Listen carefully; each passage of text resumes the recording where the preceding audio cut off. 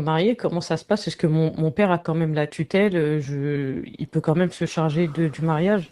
Si le père n'est pas un polythéiste, c'est que ça, porter des amulettes, c'est quelque chose qui est interdit. Si il pense que les amulettes ou les grigis sont un moyen pour que Allah te protège, il reste musulman. Mais s'il pense que ce sont les grigis qui le protègent, il n'est plus musulman, il ne peut pas être tuteur.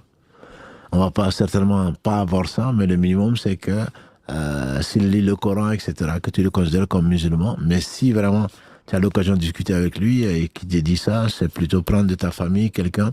Tu lui dis qu'on m'a demandé la main, voilà. Et puis j'ai demandé pour ne pas te fatiguer ou pour autre chose, j'ai demandé à ton frère ou j'ai demandé à mon frère de te représenter.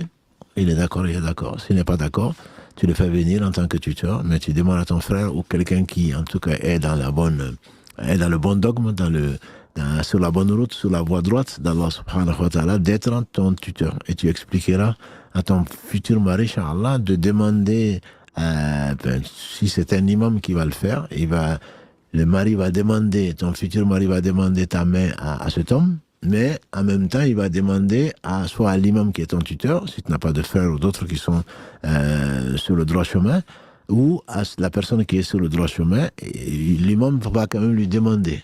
Tu expliques ça à l'imam va lui demander, donc officiellement, ce sera peut-être ton père, mais officieusement et en pratique, ton tuteur ne sera pas cet homme, puisque tu doutes de sa religion.